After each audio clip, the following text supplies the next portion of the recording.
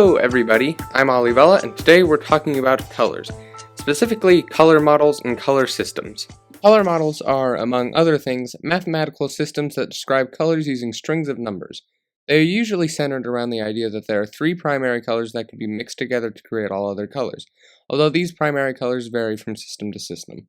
There are a lot of color models out there, and they're all pretty interesting. I want to talk about a few different color models in this video because I think they're fun to learn about.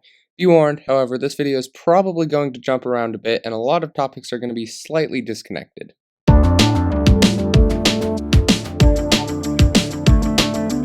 The color model you're most likely to come across in your journeys through the internet is the RGB color model, which, as you can probably figure out from the name, is based around the three primary colors red, green, and blue. RGB's main purpose is to be used in electronic devices.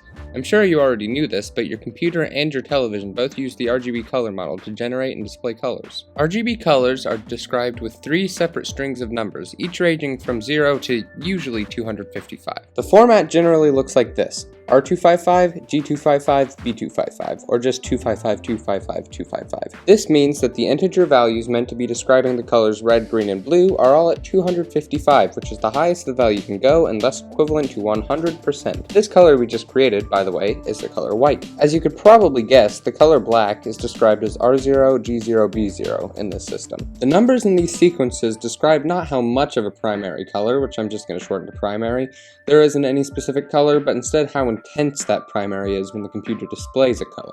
And if you think about it, it makes sense. The more intense all colors are, the lighter they become until they eventually become white. Because the intensity of any given primary can range from 0 to 255, there are almost 16,800,000 colors that can be created with the RGB color model. I found that to be an interesting fact, but I wasn't sure where to fit it in, so it's at the end of this section. Anyway, let's move on to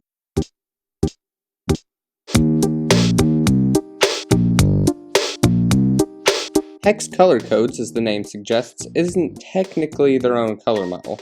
Hex Colour Code, or hexadecimal color code if we're being proper, is a way of describing RGB colors in a way that is compatible with HTML, or hypertext markup language. HTML in and of itself is a completely different topic about which I could ramble for a while, but for now I'll just say that it's an important system that computers use for creating fonts, colors, graphics, and the like. HTML is an internet standard at this point, so you can imagine why it was important to create a way of representing colors that worked with HTML's base 16 numbering system. And that brings us back to Hex Colour Code.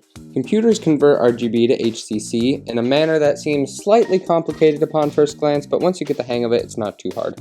It's mostly just a matter of converting between decimal and hexadecimal, i.e. converting between a 10-character numbering system and a 16-character numbering system. The 10 characters of decimal are the 0 through 9 you already know. Hexadecimal, or at least the variety HCC uses these 10 colors plus the letters A through F for a total of 16 characters. Colors in HCC are represented in a very similar way as they are in RGB. Each primary is represented with 2 digits and a 6-digit long string of symbols, meaning that the color with the most intense primaries within it, white, is represented as being FFFFFF, because F is the largest value in the hexadecimal system. Similarly, the color with the least intense primaries within it, black, is represented as being 0000000, because 0 is the smallest value in the hexadecimal system. There is a long, complicated mathematical way to go about converting between RGB and HCC that I won't be going into here, but there are good links in the description about all this stuff if you want to learn more.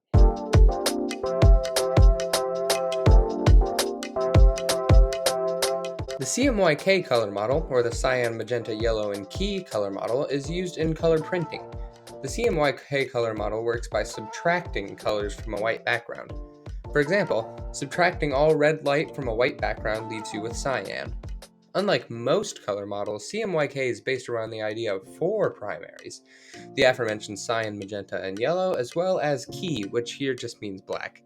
Originally, CMYK was just CMY. Mixing cyan, magenta, and yellow together does indeed create black, but using 100% of all 3 of these colors would often leave paper saturated in black ink. This, as you can imagine, was a problem, so CMY became CMYK, with key being synonymous with black in this context. This change to CMY to include a standalone black primary was actually a pretty important thing because CMYK was designed for use in printing. Not a lot of text is printed in magenta these days, I'm afraid. The way you write CMYK colors using numbers is pretty close to how you would expect. just letters representing the 4 primaries of the model, followed by how intense the primary is on a scale of 0 to 100. Something akin to C4, M98, Y72, K23.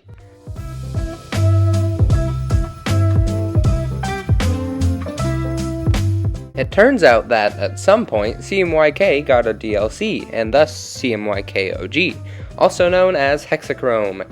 The added primaries here are orange and green. There's not a lot to say about CMYKOG. It exists solely to improve upon CMYK and printed skin tones a lot better than CMYK did. I just thought it was an interesting thing that happened.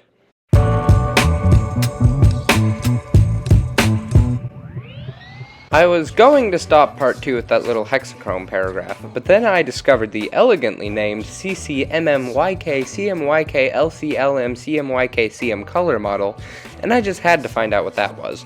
The added primaries here are light cyan and light magenta. The point of CcMmYK, CMYKLcLm, CMYKcm existing has to do with things like halftone, dither dot appearance, on printed color that I don't think I could accurately explain without messing up horribly. Thus, links in the description. I actually have like every resource I've used for this video down there, so there's a lot to check out.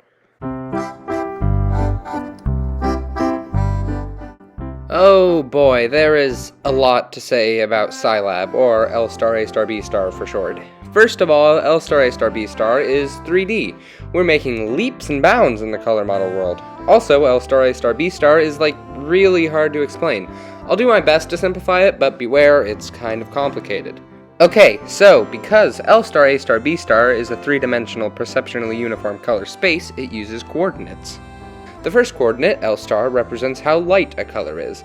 L star equals 0 means there is no light in the color, and L star equals 100 means that there is so much light in the color it appears to be white.